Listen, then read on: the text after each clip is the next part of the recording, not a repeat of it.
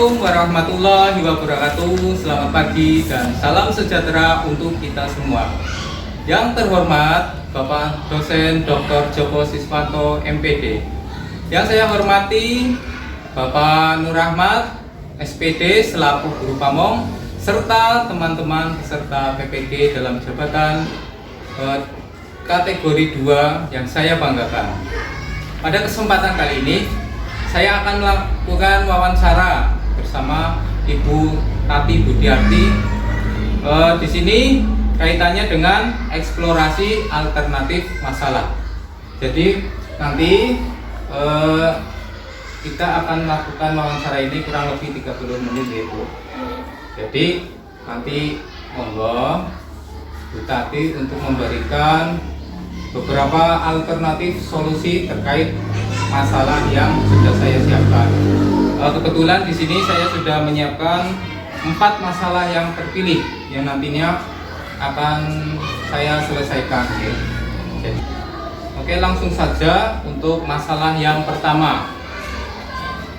Di sini saya memilih masalah yaitu siswa kurang aktif dalam pembelajaran.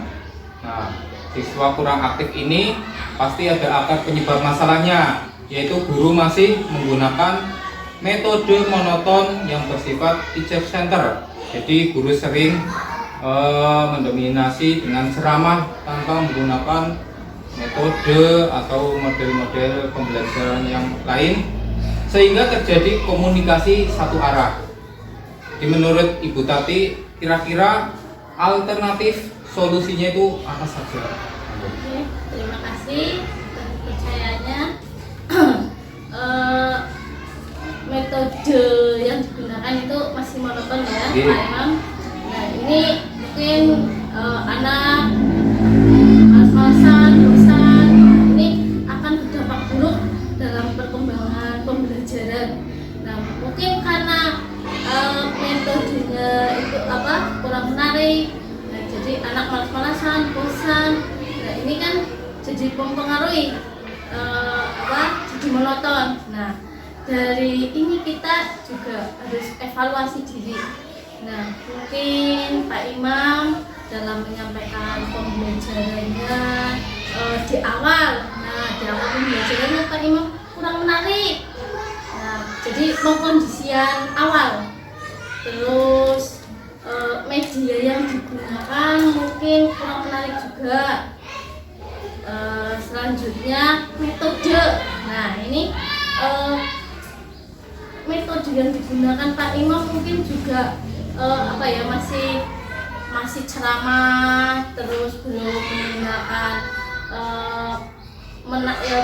metode-metode yang menarik seperti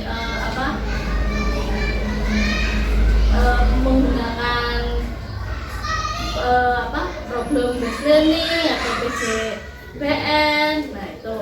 Nah, ini pertama kita mengevaluasi diri kita ya, terus kedua media, terus metode. Nah, agar terhindar dari pembelajaran yang monoton itu, sebagai guru kita harus merencanakan persiapan yang matang. Nah, karena ini kelas 5 ya, kita sesuaikan dengan kognitif anak ya Pak ya. Kelas 5 kan sudah berpikir konkret. Nah, alat peraga atau media yang digunakan juga disesuaikan dengan materi dan juga karakteristik anak. Walaupun kelas 5 sudah tahu benar-benar nyata, tapi kita kalau menggunakan alat peraga yang menarik pasti anak jadi semangat dalam belajar. Terus tadi juga metodenya kita menggunakan metode yang inovatif ya. Terus kita dalam pengkomunikasian anak, setelah anak misalnya mengerjakan soal atau menyampaikan masalah-masalahnya, nah kita beri penghargaan, misalnya oh bagus, kamu pintar. Nah, kita beri reward. Jadi semacam pujian. Iya, pujian ya, gitu. Terus ini Pak,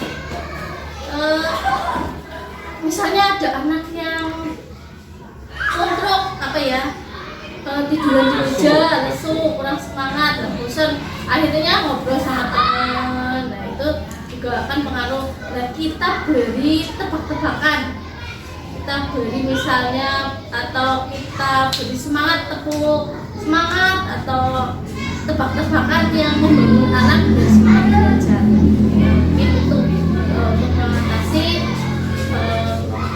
kurang aktif dalam pembelajaran anak-anak. Tapi gini Bu, jadi siswa kelas 5 ini memang dari kelas 4-nya itu memang sudah seperti itu. Jadi terbiasa dengan pembelajaran yang kurang aktif ya. Jadi memang ketika masuk kelas 5 pun kondisinya masih seperti itu Ibu. Jadi ya memang selama ini mungkin metodenya belum maksimal diterapkan ya. Tapi menurut pendapat Bu Tati terkait pengalaman yang sudah dilakukan itu, solusi yang kiranya cocok untuk kelas 5 kaitannya dengan metode atau model, mungkin yang lebih spesifik model apa gitu nopo. Kita ambil misalnya kita pembelajaran kelas 5, misalnya kelas 5 itu hewan alat manusia. gerak pada manusia. Nah itu kita menampilkan permasalahan dulu. Nah kita cocoknya itu metodenya apa? Nah, kita gunakan problem based learning (PBL). Nah ini akan cocok. Nah anak akan tertarik. Nah karena ini awal-awal semester 1, anak juga masih terpengaruh di kelas 4.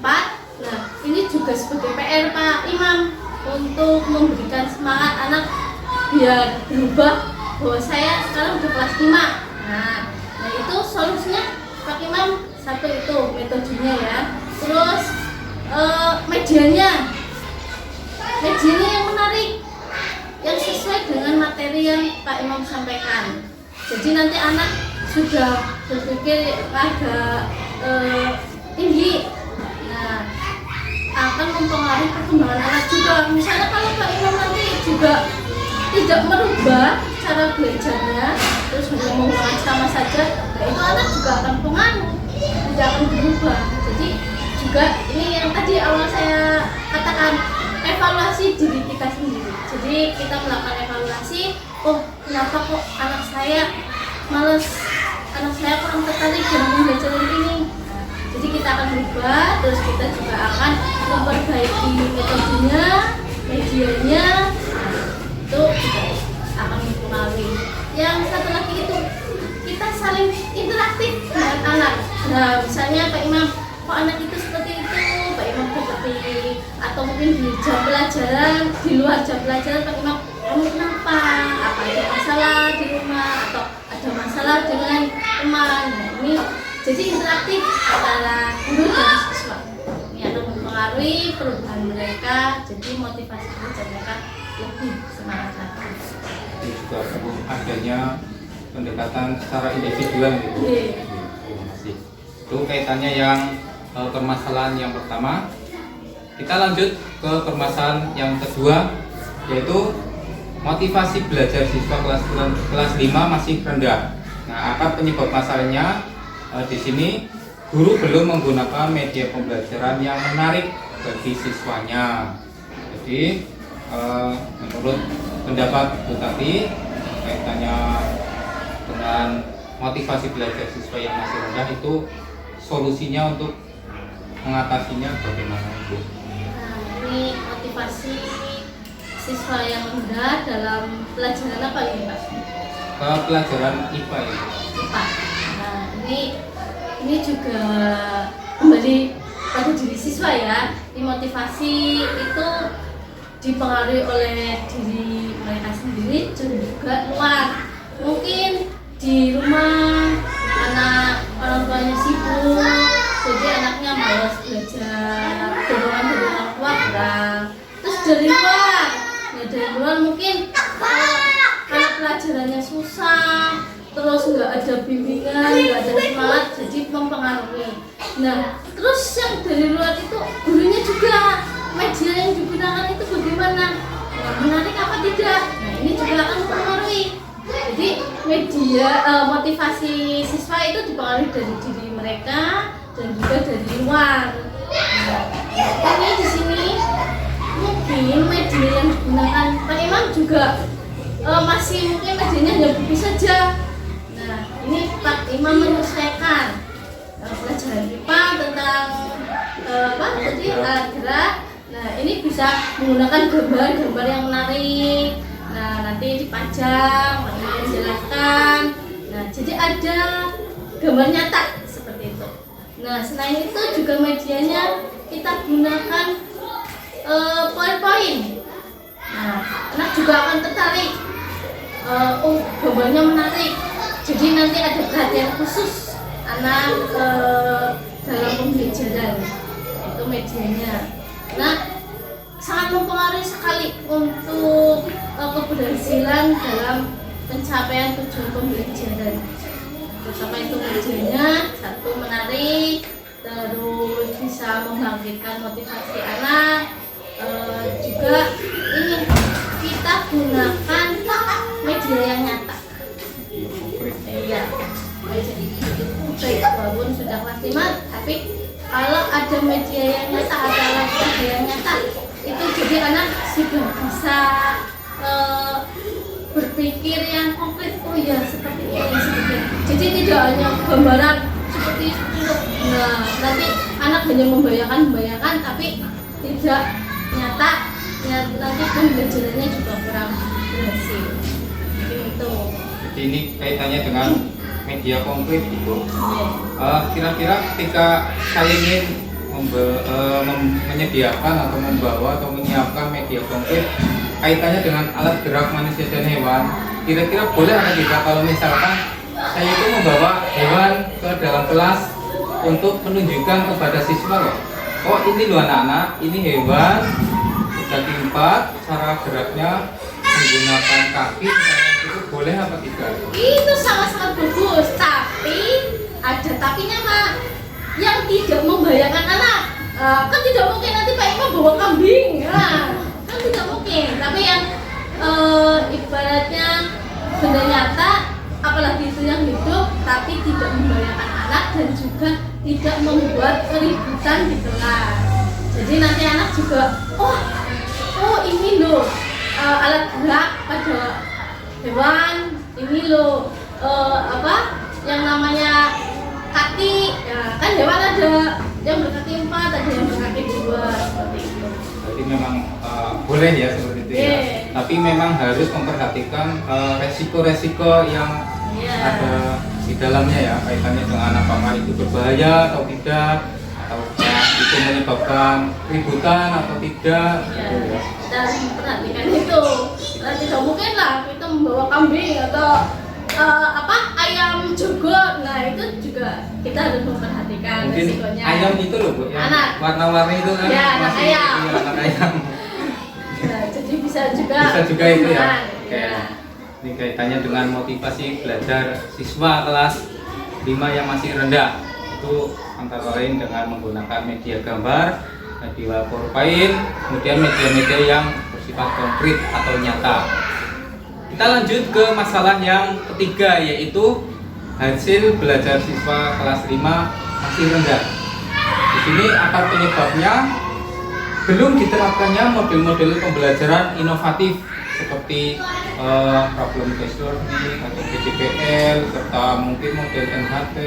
Biasanya memang guru-guru ini terlalu sibuk gitu dengan tugas-tugas tambahannya mereka, jadi guru ini kurang menerapkan dalam proses pembelajaran di kelas itu. Jadi kalau menurut Ibu itu solusinya bagaimana untuk mengatasi hasil belajar kelas 5 yang masih rendah?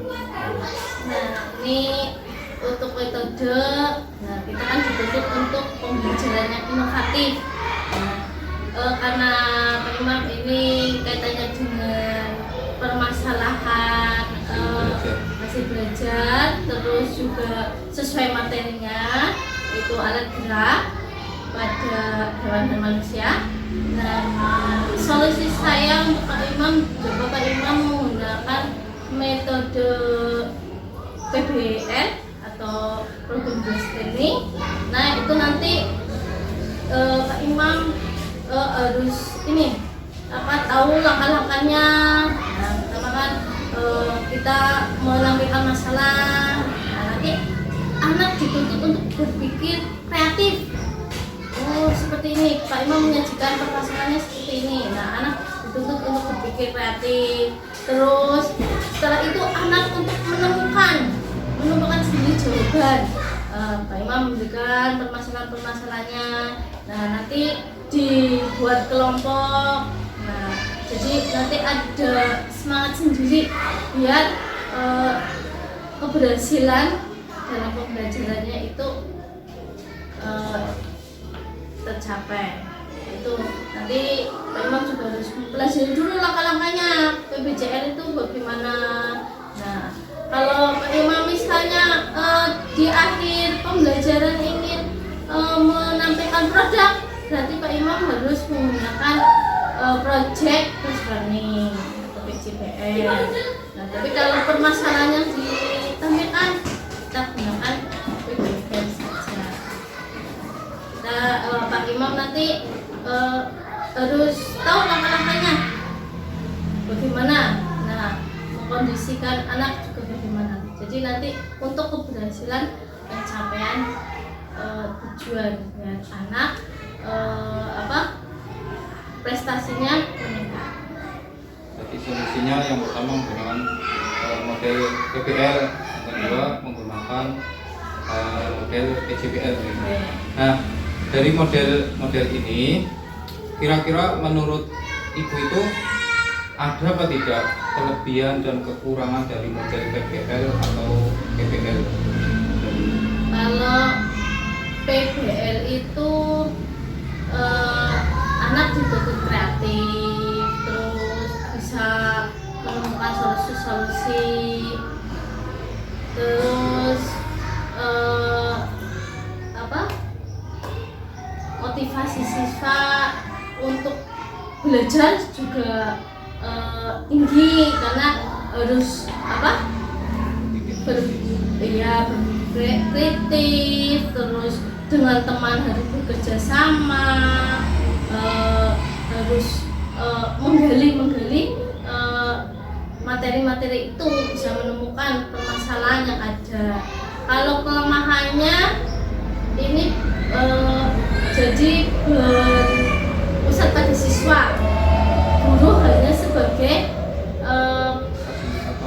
fasilitator pendamping. Nah, ini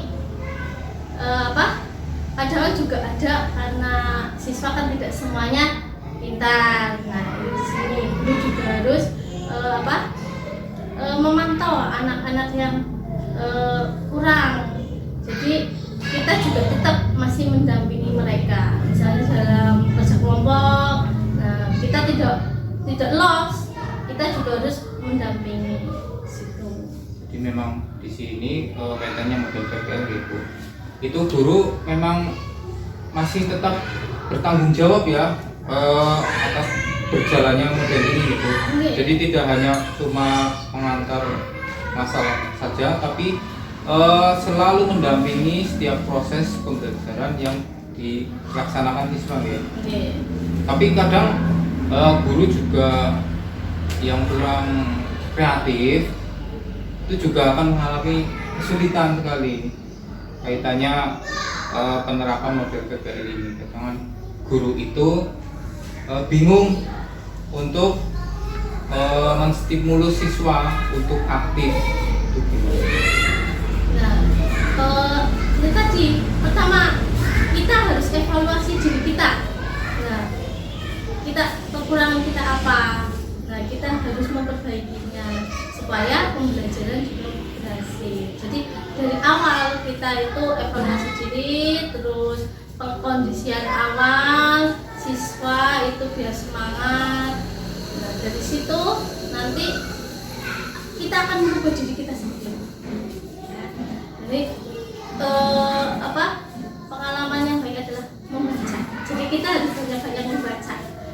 kita tahu, oh ya metode ini seperti ini, metode ini seperti ini. Nah, yang baik untuk siswa yang mana?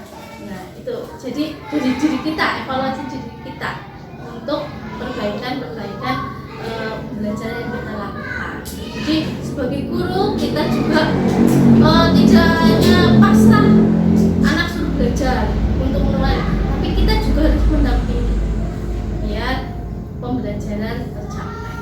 Jadi memang guru itu perlu pendalaman materi juga ya, kaitannya model-model pembelajaran.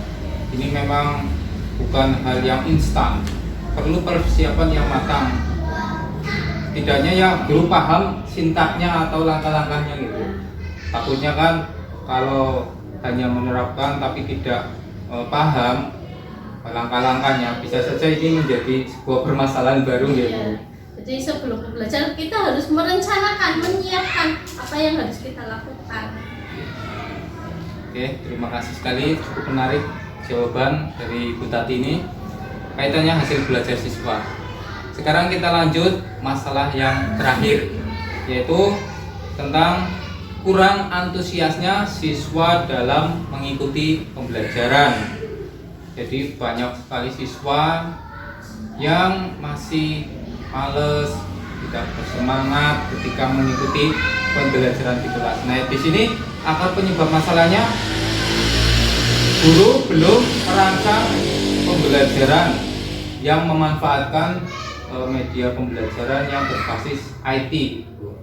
Jadi, monggo Ibu berikan alternatif solusi kaitannya dengan kurang antusias siswa dalam mengikuti pembelajaran. Monggo Ibu. Kita sekarang dituntut untuk bisa IT. Nah, kita harus mengikuti perkembangan zaman. Sekarang zaman digital. Nah, kita juga tahu bahwa sekarang anak juga sudah bisa main HP. Nah, main HP ini kita arahkan yang positif. Nah, sebagai guru kita juga tidak boleh gaptek. Kita harus tahu perkembangan yang sekarang. Nah, untuk itu kita harus mengikuti, memperbarui, merubah cara kita belajar. Dulu kita menggunakan buku. Nah, tapi karena sekarang apa internet, jadi kita gunakan buku yang sekarang kan sudah ada e-learning, nah e-buku. Nah, anak-anak sudah hampir semuanya punya HP Android. Kita harus inovasi diri, harus bisa memperbaiki diri kita, berubah mengikuti perkembangan zaman. Nah, dari situ mungkin Pak Imam mulai memperkenalkan buku kepada anak. Tapi sebelum itu kita juga harus komunikasi dulu dengan orang tua. Mungkin kalau orang tuanya mampu, mungkin HP satu keluarga lebih dari 3 anak sudah diberikan sendiri. Kalau anak yang tidak mampu, kita juga harus menyadari itu, karena ini terkaitan dengan orang tua siswa, pengaruh. Nanti jangan unyuk-unyuk disuruh ini. Nah, kalau orang tuanya sibuk terus HP-nya hanya 1, nah itu juga akan membuat keributan. Kita juga harus sosialisasi dulu penggunaan IT ini. Nah, Pak Imam sebagai guru kelas harus mengkomunikasikan dulu pertama. Nah, jadi menggunakan buku yang manual itu kita ganti dengan e-buku. Jadi anak bisa menggunakan HP secara positif. Selanjutnya ini anak juga suka main game. Nah, game ini biasanya orang tua marah, susah habis buat mainan game terus atau YouTubean terus. Nah, kita arahkan juga game online yang bermanfaat untuk siswa kelas 5 apa? Misalnya Pak Imam memberikan puisi, ya. Misalnya itu nanti kita komunikasikan juga dengan orang tua.